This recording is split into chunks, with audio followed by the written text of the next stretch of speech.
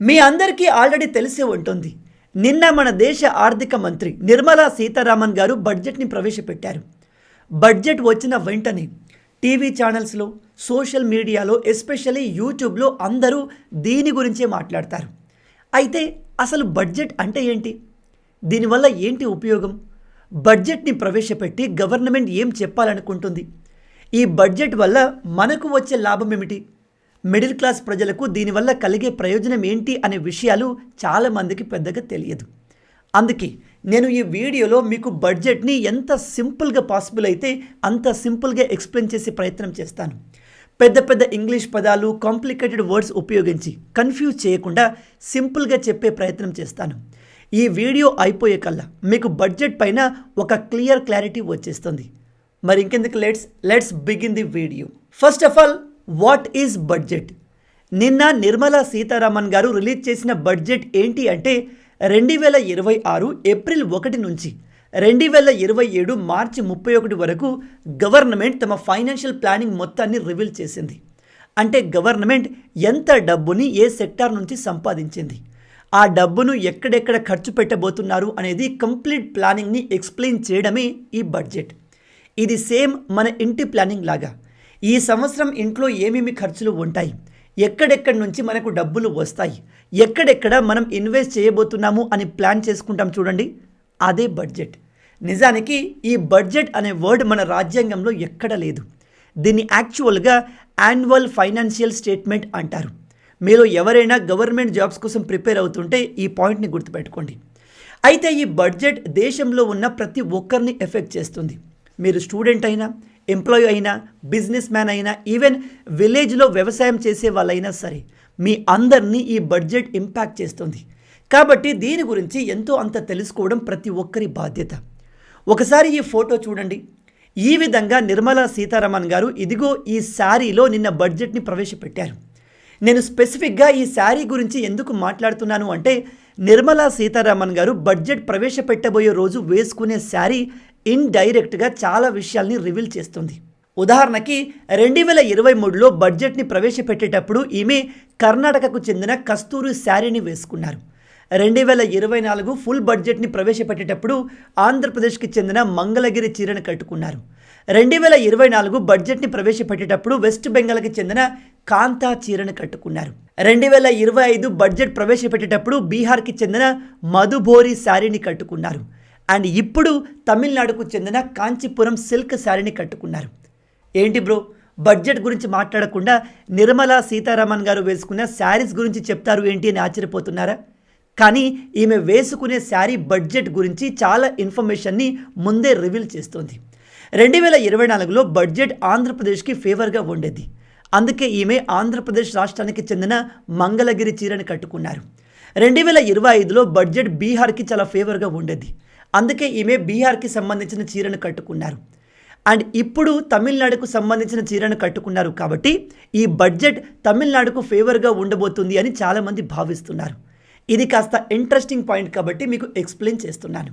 ఇక main topic discuss చేద్దాం. బడ్జెట్లో ఏమేమి ఉన్నాయి, ఎటువంటి వస్తువుల రేట్లు తగ్గబోతున్నాయి అండ్ పెరగబోతున్నాయి, మనకు మేజర్గా వచ్చే బెనిఫిట్ ఏంటి అనేది తెలుసుకుందాం.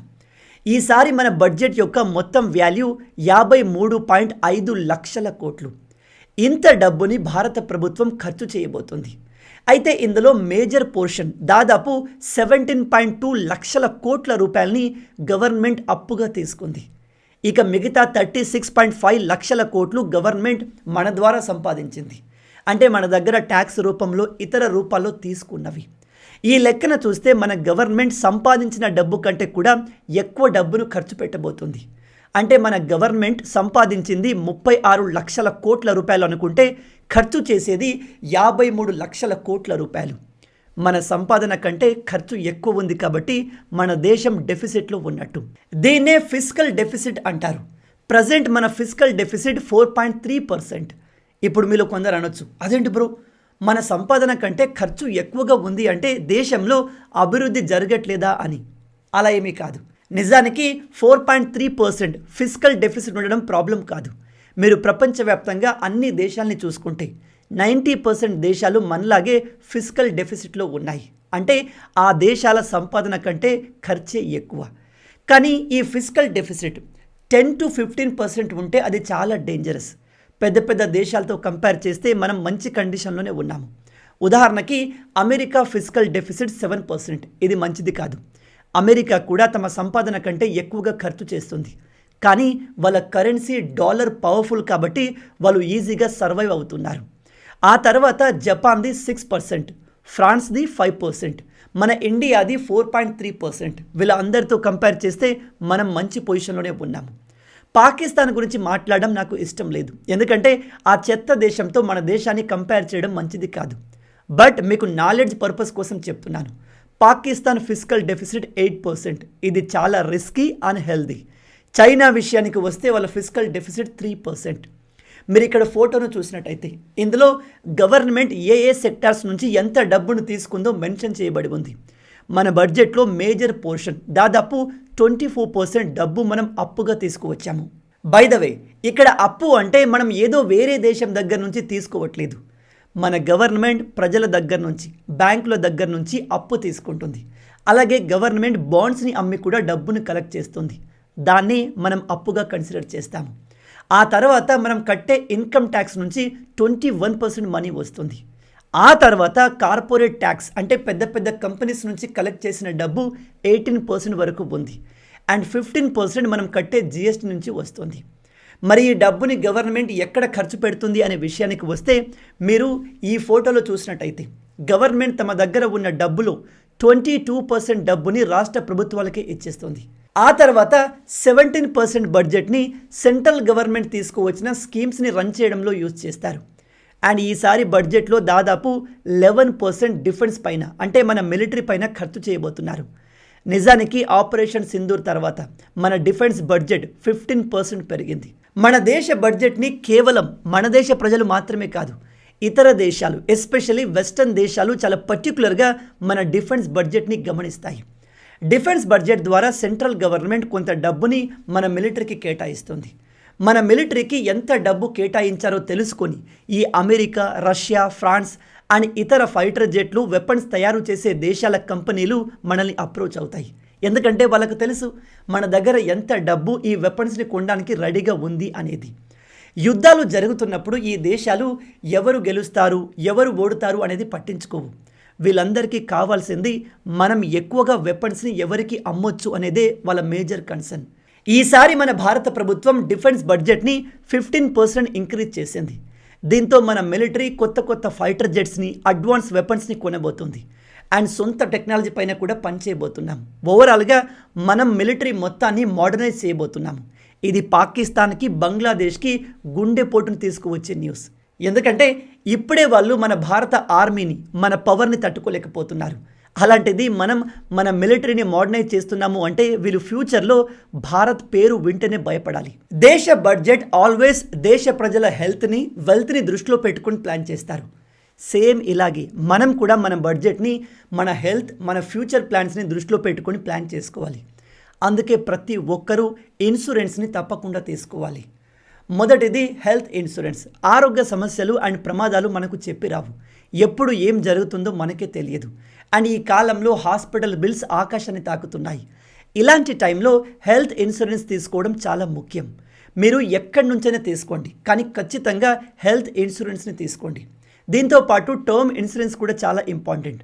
మనం ఏది ఏమైనా, పరిస్థితులు ఎలా ఉన్నా మన ఫ్యామిలీ బాగుండాలి అని కోరుకుంటాము. వాళ్ళకు ఇబ్బందులు ఉండకూడదు అని మనం కష్టపడతాం.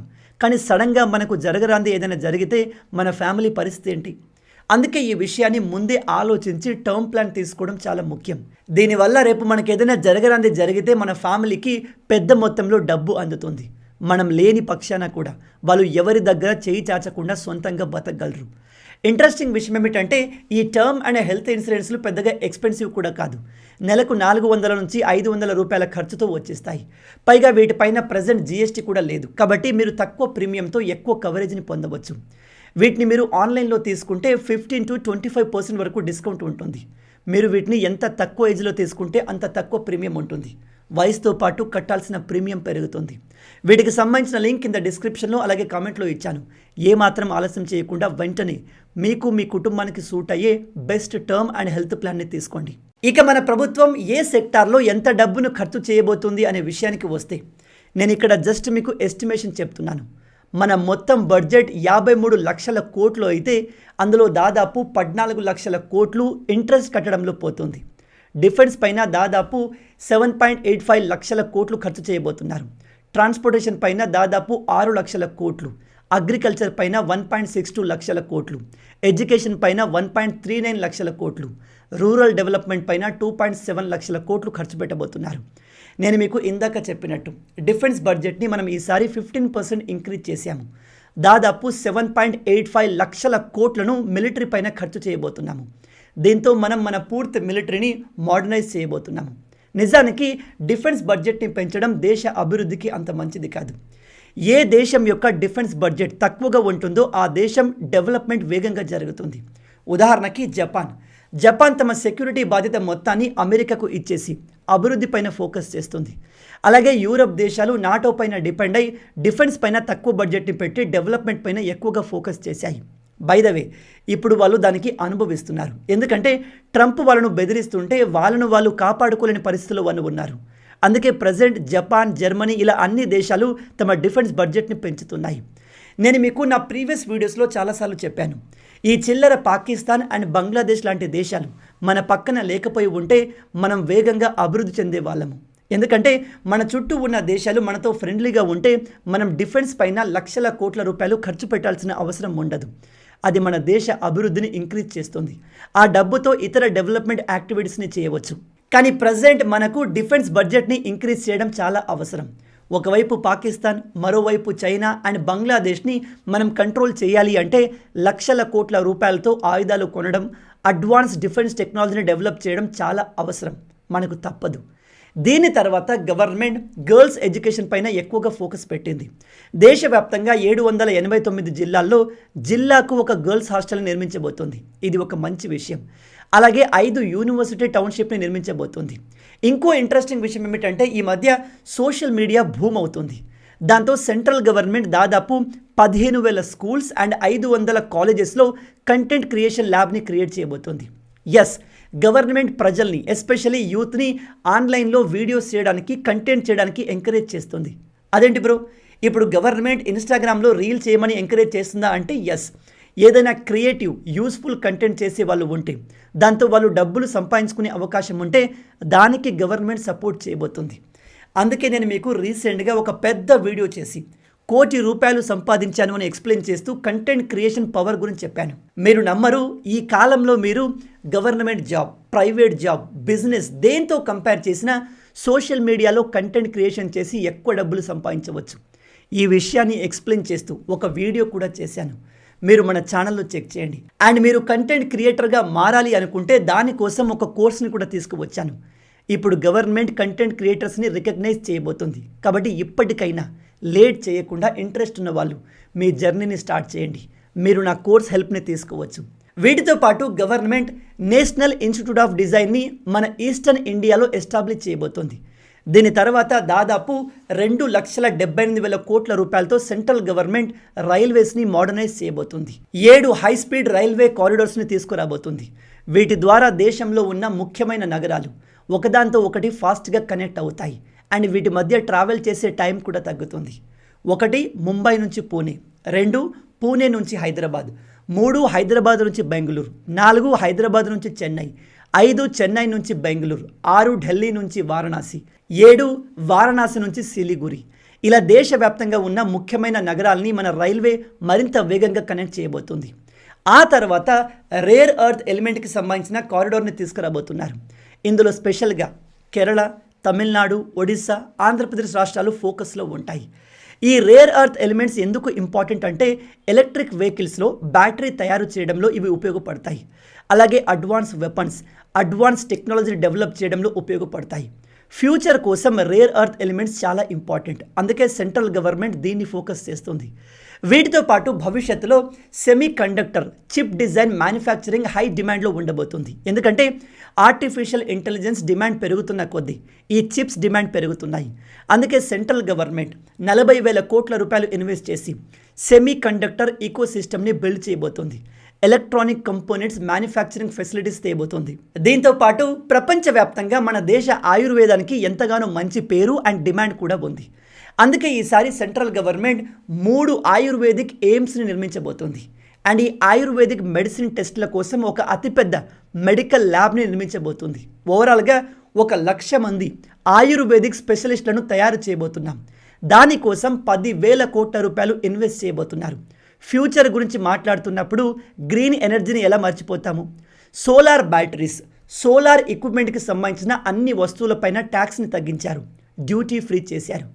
అలాగే ఇక మెడికల్స్ విషయానికి వస్తే క్యాన్సర్ అండ్ షుగర్ వ్యాధికి సంబంధించిన మెడిసిన్స్ పైన, వాటి ట్రీట్మెంట్ పైన ట్యాక్స్ని తొలగించేశారు. ఇకపై వీటి ధరలు భారీగా తగ్గబోతున్నాయి. ఇక టూరిజం విషయానికి వస్తే దేశవ్యాప్తంగా దాదాపు 20 ప్లేసెస్లో 10,000 మంది టూరిస్ట్ గైడ్లను ట్రైన్ చేసి తయారు చేయబోతున్నాము. ఇన్కమ్ ట్యాక్స్ స్లాబ్ విషయానికి వస్తే అందులో ఎటువంటి మార్పులు జరగలేదు. ఇక చివరగా మీరందరూ వెయిట్ చేస్తున్న పార్ట్, ఏ వస్తువుల రేట్లు పెరిగాయి, ఏ వస్తువుల రేట్లు తగ్గాయి అనేది. ముందుగా వేటి ధరలు పెరిగాయో తెలుసుకుందాం. ఆల్కహాల్ రేట్లు పెరగబోతున్నాయి. అలాగే ధూమపానం, సిగరెట్ రేట్లు పెరుగుతాయి. దీంతో పాటు ట్రేడింగ్ చేసే వాళ్ళపై, వాళ్ళు సంపాదించే డబ్బు పైన ట్యాక్స్ని ఇంక్రీజ్ చేశారు. దీని కారణంగానే బడ్జెట్ని ప్రవేశపెట్టిన వెంటనే భారత మార్కెట్ చాలా వరకు డౌన్ అయింది. ఇక వేటి రేట్లు తగ్గబోతున్నాయి అనే విషయానికి వస్తే క్యాన్సర్, షుగర్కి సంబంధించిన ట్రీట్మెంట్ అండ్ మందుల రేట్లు తగ్గబోతున్నాయి. మైక్రో ఓవెన్ రేట్లు తగ్గుతున్నాయి. ఎలక్ట్రిక్ వెహికల్స్, బ్యాటరీల రేట్లు తగ్గబోతున్నాయి. వీటితో పాటు షూస్ అండ్ బట్టల రేట్లు తగ్గబోతున్నాయి. ఫారెన్ టూర్స్ని మీరు ఎక్కువగా వెళ్తుంటే వాటి ఖర్చు తగ్గబోతుంది. అండ్ ఇంకో ముఖ్యమైన విషయం, మన దేశం బడ్జెట్ ప్రవేశపెట్టినప్పుడు మన చుట్టూ ఉన్న దేశాలకు కూడా ఇంత డబ్బును కేటాయిస్తాము. ఇంట్రెస్టింగ్లీ ఈసారి బంగ్లాదేశ్ ఎన్ని ఎక్స్ట్రాలు చేసినా వాళ్లకు కూడా మనం కొంత డబ్బును కేటాయించాం. ముందుగా భూటాన్ దేశానికి 2,288 కోట్ల రూపాయలు కేటాయించాము. ఆఫ్ఘనిస్తాన్కి 150 కోట్లు, బంగ్లాదేశ్కి 60 కోట్లు. చాలా మట్టుకు ఈ డబ్బును తగ్గించాము. బట్ స్టిల్ ఈ 60 కోట్లు కూడా ఇవ్వాల్సింది కాదు. నేపాల్కి 800 కోట్లు, శ్రీలంకకి 400 కోట్లు, మాల్దీవ్స్కి 550 కోట్లు, మయన్మార్కి 300 కోట్లు, మంగోలియాకి 25 కోట్లు, మారిషియస్కి 550 కోట్లు, చివరగా సెచెల్లాకి 19 కోట్లు. ఈ దేశం ఎక్కడుంది అంటే ఇది ఈస్ట్ ఆఫ్రికాలో ఉన్న ఒక చిన్న ఐలాండ్ దేశం. ఓవరాల్గా ఈ బడ్జెట్ పైన నా ఒపీనియన్ ఏమిటంటే ఇది మరీ గొప్పగా లేదు, మరీ వరస్ట్గా లేదు. అండ్ ప్రజెంట్ ప్రపంచవ్యాప్తంగా జరుగుతున్న పరిస్థితులు, ట్రంప్ మనపైన వేస్తున్న భారీ టారిఫ్లు, పాకిస్తాన్తో జరుగుతున్న యుద్ధం, బంగ్లాదేశ్తో పెరుగుతున్న వైరం, ఇవన్నీ మన చుట్టూ జరుగుతున్న మన దేశం అభివృద్ధిని చూపిస్తుంది అంటే అది చాలా గొప్ప విషయం. కానీ మన దేశ అపోజిషన్ లీడర్లకు ఇది నచ్చలేదు. రాహుల్ గాంధీ గారిని మీడియా వాళ్ళు అడిగితే నేను త్వరలో చెప్తాను అంటూ వెళ్ళిపోయారు. బహుశా మనోడికి బడ్జెట్ అర్థమైందో లేదు. అఖిలేష్ యాదవ్, మమతా బెనర్జీ ఇంకా చాలామంది అపోజిషన్ లీడర్లు ఈ బడ్జెట్ని క్రిటిసైజ్ చేశారు. ఇది ఎప్పుడూ జరిగేది. మొత్తంగా ఇవి బడ్జెట్కు సంబంధించిన కొన్ని ముఖ్యమైన విషయాలు. ఈ వీడియో ద్వారా బడ్జెట్ పైన మీకు ఒక క్లారిటీ వచ్చింది అనుకుంటున్నాను. అండ్ చివరగా మీరు మీ ఫ్యామిలీ గురించి బాగా కేర్ చేసే వాళ్ళైతే ఖచ్చితంగా హెల్త్ అండ్ టర్మ్ ఇన్సూరెన్స్ని తీసుకోండి. వాటికి సంబంధించిన లింక్ కింద డిస్క్రిప్షన్లో అలాగే కామెంట్లో ఇచ్చాను. ఇలాంటి అమేజింగ్ వీడియోస్ని మీ వరకు తీసుకురావడానికి నేను, నా టీం ఎంతగానో కష్టపడతాం. మా రీసెర్చ్ అండ్ పని మీకు నచ్చినట్టయితే వీడియోని లైక్ చేసి సబ్స్క్రైబ్ చేయడం మర్చిపోవద్దు. రాబోయే వీడియోలో ఇంకో ఇంట్రెస్టింగ్ టాపిక్తో మళ్ళీ కలుద్దాం. అంటిల్ దెన్, జై హింద్, జై భారత్, భారత్ మాతాకి జై.